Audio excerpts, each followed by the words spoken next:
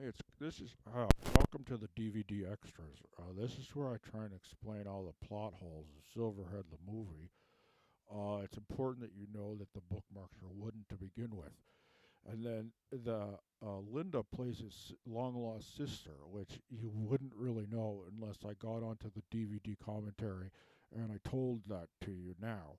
So that's what happened. I wanted her to be his sister and to rescue him, but then I was like, but then I don't have any conflict between them. So then I'm like, actually, she doesn't rescue him. She wants to get rid of him because he's invoking Ogopogo, a fifth dimensional entity, and it's a pain in her ass. But that's never really established. That's more just in my own head.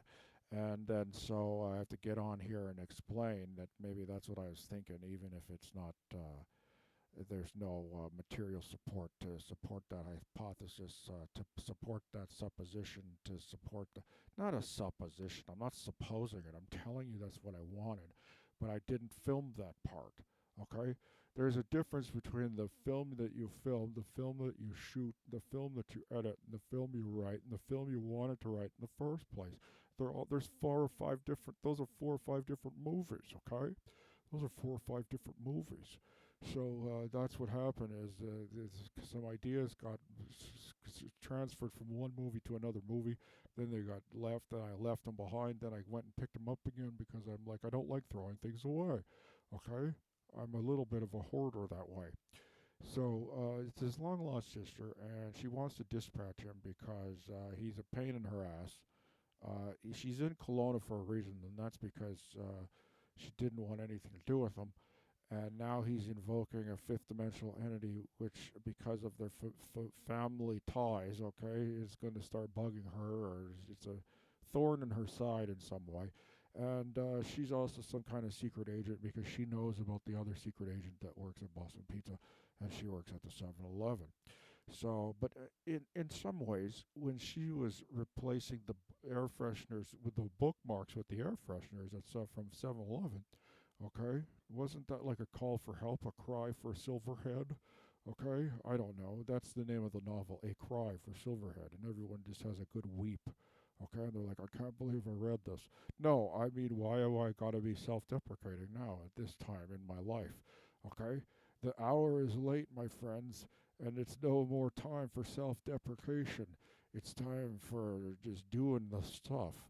Okay, so the DVD commentary is that, and then okay, so then the entity comes and he's trying to sacrifice him to this entity that we call Ogopogo, and instead it chases her to her car, and he, in a selfless act, okay, because I guess he's the only one allowed to be a good dude, but maybe also, okay, when you're performing selfless acts, at some on some level, you know it's a selfless act, and therefore you get some kind of thrill out of it. So it's not like you're getting nothing, okay. And if you believe that there's like not an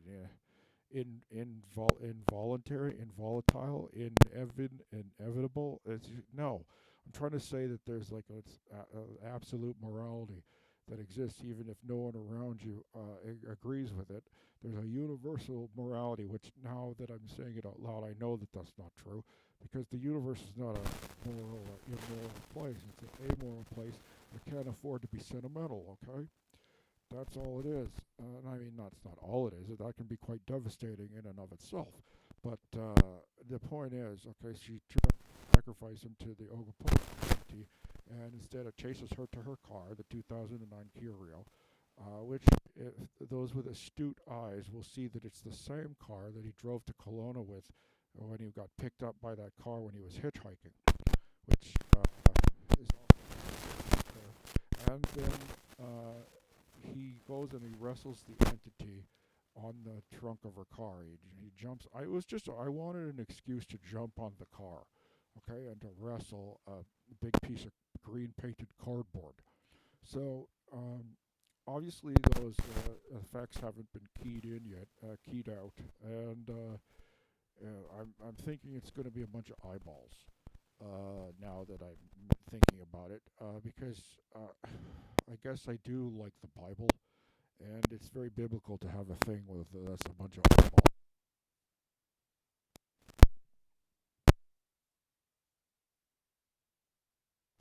saves his long lost half sister and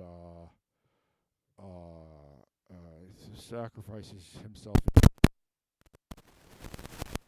And that's the movie.